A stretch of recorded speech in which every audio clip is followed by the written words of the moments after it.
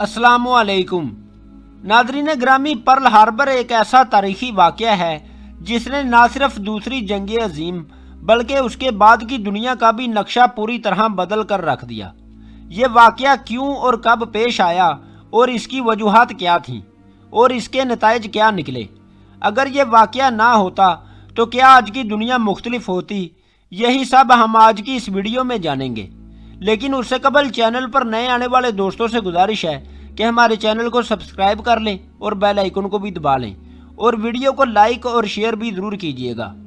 दोस्तों, 1853 में जापान ने अपनी 200 साला आइसोलेशन की पॉलिसी को ख़त्म करते हुए अपने मुल्क के दरवाजे आलमी तिजारत के लिए खोल दिए।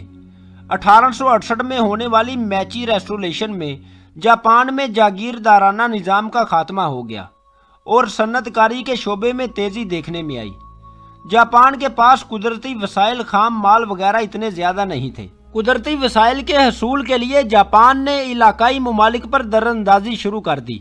1894 में होने वाली पहली साइनो जापानीज वार में जापान ने चाइना के इलाके ताइवान और लियोडोन पेनिनसुला का कंट्रोल हासिल कर लिया और 20वीं सदी में भी जापान ने अपने तोसी पसंदाना अज़ाइम को जारी रखा और रूस को शिकस्त देकर कोरियन पेनिनसुला का कंट्रोल ले लिया।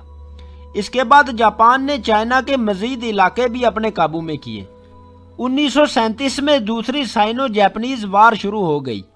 ये जंग जारी ही थी कि इस दौरान 1939 में दूसरी जंग अजीम का आगाज हो गया और जापान एक सह अफ्रीकी मुआहदे के तहत जर्मनी और इटली का इत्तेहादी बन गया। जंग शुरू होने के बाद अमेरिका ने तिजारती मुआहदों की खिलाफ वर्जी करते हुए जापान को तेल और दहातों की फराहमी बंद कर दी, बल्कि उसके अमेरिका में मौजूद असासों को भी मुंजमद कर दिया। खिते में मौजूद दूसरे ममालिक जो उस दौर में बरतानिया और फ्रांस वगैरह के कारोनीज थे, वो पहले ही जापान से हालते जंग में थे। जापान जो तेल और स्टील की दरामद पर इन्हिसार करता था, अब मुश्किल में आ गया था। ऐन जंग के दरमियान तेल और स्टील की कमी जापान के लिए एक संगीन मसला बन गई थी। अब जापान के लिए तेल का हसूल लाजमी था और उसके पास सिर्फ एक ही हल था कि वो किसी जनूब मशरकी एशियाई मुल्क का कंट्रोल हासिल कर ले ताकि उस मुल्क के तेल के ज़खायर हासिल कर सके।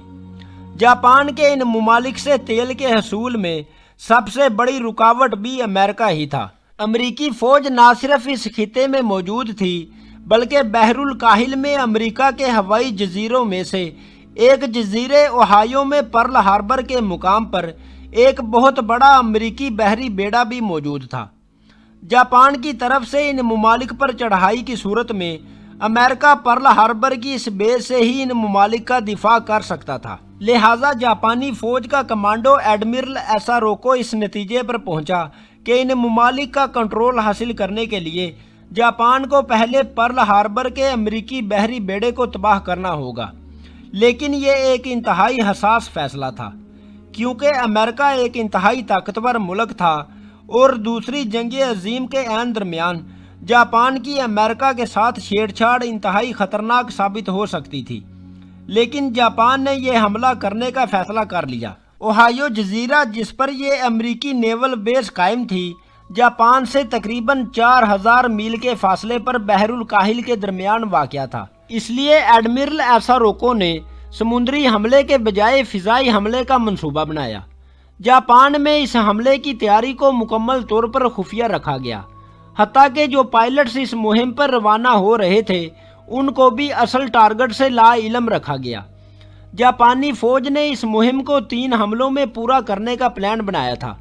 पहले हमले में उन्होंने ओहायो आइलैंड के तमाम फौजी तनसीबात और तैयारों को तबाह करना था ताकि अमेरिका जवाबी हमला करने के काबिल ही ना रहे। दूसरे मरहले में उन्होंने पर्ल हार्बर में बहरी बेड़े को टारगेट करना था और तीसरे मरहले में उन्होंने पर्ल हार्बर में मौजूद टैंक्स और मिलिट्री वर्कशॉप्स को तबाह करना था। 26 नवंबर 1941 को वाइस एडमिरल नागो चाउची की क़ियादत में जापानी बहरी बेड़ा ओहायो आयरलैंड की तरफ रवाना हुआ।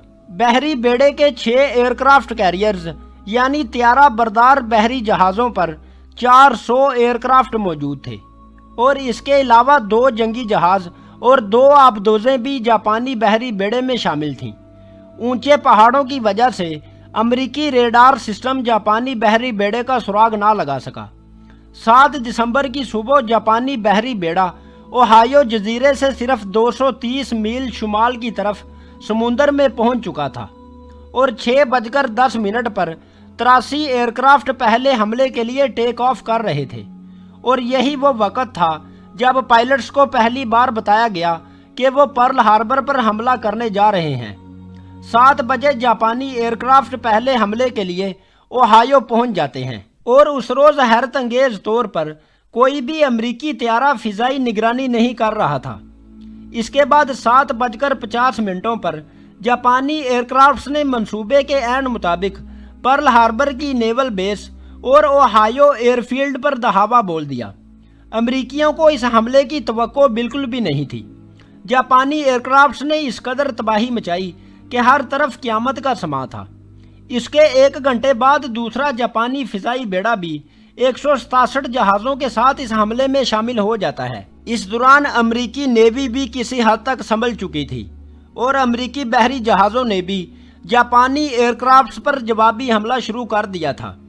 10 बजे वाइस एडमिरल की तरफ से तीसरा हमला मनसूख कर दिया गया और जापानी बहरी बेड़ा वापस जापान की तरफ रवाना हो गया। उसकी वजह यह थी कि जापान का असल टारगेट अमेरिकी बहरी बेड़े थे जो कि उस रोज़ पर्ल हार्बर में मौजूद ही नहीं थे। नाजरीन, पर्ल हार्बर पर इस जापानी हमले में 180 अमेरिकी जहाज़ मुकम्मल तौर पर तबाह हो गए और 2 अमेरिकी बैटलशिप्स भी मुकम्मल तौर पर नाकारा हो गए। इस हमले में तकरीबन 2300 अमेरिकी जान से गए और 1100 जख्मी हुए, जिनमें सिविलियंस भी शामिल थे। अमेरिकी जवाबी हमले में जापान के भी 29 त्यारे तबाह हुए और आबदोज़ें भी मुकम्मल तौर पर नाकारा हो गईं और 60 जापानी भी हलाक हुए। पर्ल हार्बर के वाक़े के बारे में बाज़ जंगी मुबस्सरीन और सहाफ़ियों का यह भी दावा है कि बरतानिया को इस वाक़े के मुतल्लिक पहले से इल्म हो चुका था, लेकिन उन्होंने जानबूझकर इस वाक़े को नहीं रोका और ना उन्होंने अमेरिका को इतला दी ताकि अमेरिका भी दूसरी जंग अजीम में बाकायदा तौर पर शरीक हो सके। पर्ल हार्बर के हमले के बारे में एक ये भी दावा किया जाता है कि अमेरिकी इस्टेब्लिशमेंट को भी इस हमले के मुतल्लिक पहले से इल्म था, लेकिन उन्होंने ये हमला होने दिया ताकि अमेरिका को भी जंग में शामिल होने का जवाब मिल सके और जंग में शमूलियत के लिए अमेरिकी अवाम की हिमायत हासिल हो सके। उम्मीद है दोस्तों आपको आज की वीडियो पसंद आई होगी। कमेंट करके अपनी कीमती राय से ज़रूर आगाह कीजिएगा। बहुत शुक्रिया। अल्लाह हाफिज़।